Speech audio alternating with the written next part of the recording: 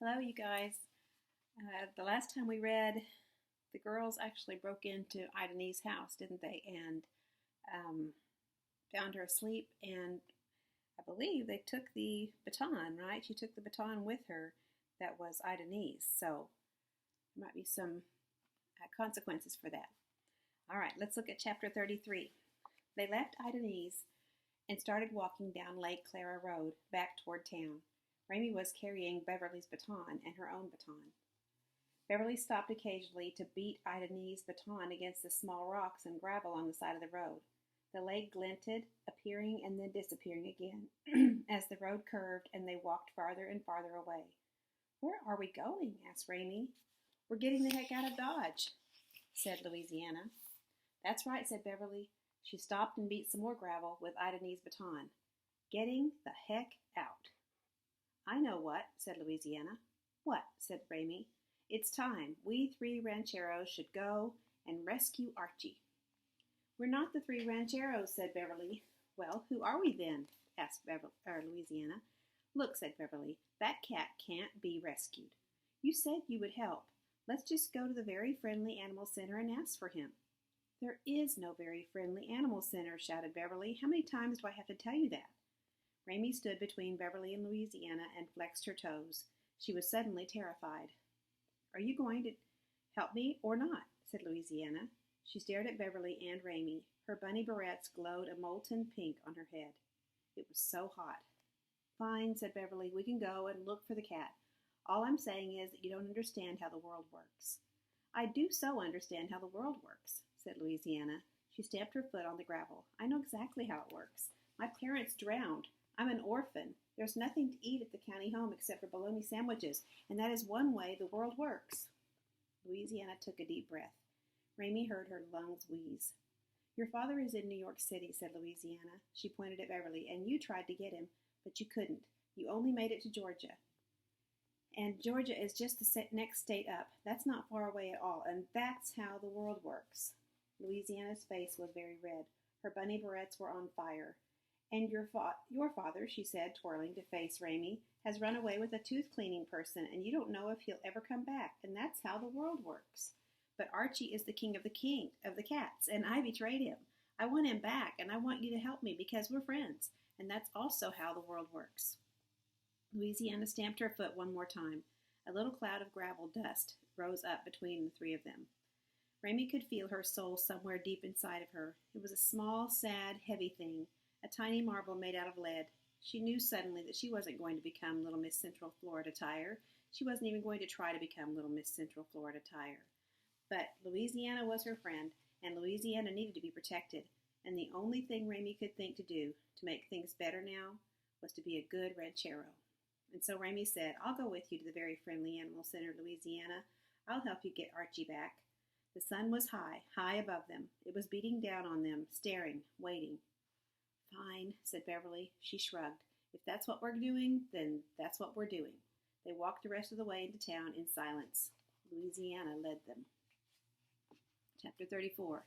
The Very Friendly Animal Center was a building made out of cinder blocks that were painted gray. Once, maybe in some other happier time, the cinder blocks had been pink. In several places, the gray was peeling away to reveal the pink, so it looked like the Very Friendly Animal Center had a skin disease. There was a small sign on the door. It said, "Building 10." The door was made out of warped wood painted gray. There was one small tree cringing in front of the building. It was leafless and brown. "This is it," said Beverly. "This is the place?" "It says it's Building 10, said Raymie. "This is the Very Friendly Animal Center. This is where Granny brought Archie." Louisiana's voice was high and tight. Okay, said Beverly. "Fine. This is the place. Do me a favor and let me do the talking, okay? Keep your mouth shut for once." It was very dark inside Building 10. There was a metal desk and a metal filing cabinet and a single light bulb hanging from the ceiling. The floors were cement. There was a woman sitting at the desk eating a sandwich, and there was a door that was closed and that led to who knew where. Each of these details emerged out of the gloom slowly, grudgingly. "Yep," said the woman at the desk. "We're here to pick up a cat," said Beverly. "No cat," said the woman. "We put the cats down the day they come in." "Oh, no," said Raymie. The woman took a bite out of her sandwich. "Put them down," said Louisiana. "Put them down where? Put them down what? A chute?" The woman didn't answer. She sat and studied her sandwich. From behind the closed door there came a terrible noise. It was a howl of desperation and need and sorrow. It was the loneliest sound Raymie had ever heard. It was worse than Alice Nebley shouting for someone to hold her hand. All the hairs on the back of Raymie's neck stood up. Her soul shriveled. She grabbed hold of Louisiana's arm. "What's behind that door?" said Louisiana. She pointed at the door with her baton. "Nothing," said the woman. "Look," said Beverly. "The cat's name is Archie. Can you check your records or something?" "We don't keep records on cats," said the woman. "Too many cats. The cats come in, we put the cats down." "Down where?" said Louisiana. "Come on," said Beverly.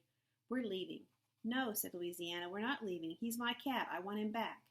The howl rose up again. It filled the building. The woman at the desk took another bite of her sandwich, and the light bulb in the center of the room swayed back and forth as if it were trying to get up enough energy to leave Building 10 to go and find another, better room to illuminate. Raymie was still holding on to Louisiana. Beverly grabbed Louisiana's other hand. "Come on," she said. "Now, we have to leave." "No," said Louisiana. But she let them pull her toward the door and then out the door and into the sunshine. "What does she mean, put down?" asked Louisiana when they were all the way outside. "Look," said Beverly. "I told you. I've been telling you. The cat is gone." "What do you mean gone?" said Louisiana. "Dead," said Beverly. Dead. It was such a terrible word, so final, so inarguable. Raymie looked up at the blue sky, the sun. "Maybe Archie is with Mrs. Borkowski," said Raymie to Louisiana. She had a sudden vision of Mrs. Borkowski sitting in her lawn chair in the middle of the street with a cat in her lap. "No," said Louisiana. "You lie. Archie isn't dead. I wouldn't know if he was dead." And then, before anybody could stop her, Louisiana opened the warped wooden door and went back inside. "Hey," said Raymie.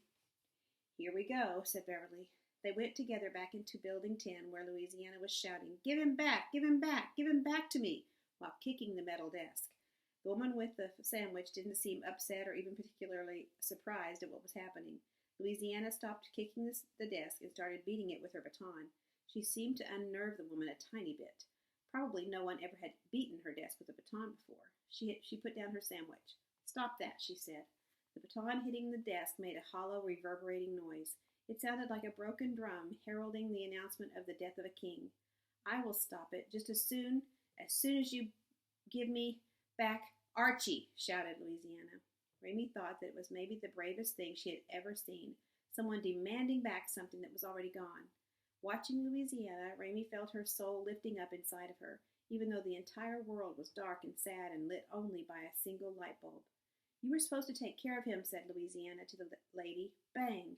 "You were supposed to feed him 3 times a day." Bang! "And scratch him behind the ears." Bang! "Just the way he likes." Bang! Bang! Bang! From behind the closed door, the terrible howl rose up again. Louisiana stopped beating the baton against the desk. She stood and listened, and then she bent over and put her hands on her knees and started taking in big gulps of air. "She's going to pass out now," said Beverly to Raymie. "When she does, you grab her hands and I'll grab her feet and we'll carry her out of here." "I am not," said Louisiana, "going to pass out," and then she toppled over sideways. "Now," said Beverly. Raymie picked up Louisiana's hands and Beverly picked up her feet, and they carried her out of the very friendly animal center and laid her down under the small defeated tree. Louisiana's chest was rising and falling. Her eyes were closed. "Now what?" said Beverly. Raymie flexed her toes. She closed her eyes and saw the single light bulb swaying back and forth. It wasn't bright enough at all. The light bulb was too small for that terrible dark room. There wasn't enough light anywhere, really. And then Raymie remembered Mrs. Sylvester's candy corn jar. She saw it glowing in the late afternoon sunlight streaming through the window of Clark Family Insurance. "We can take her to my father's office," said Raymie. "It's not far."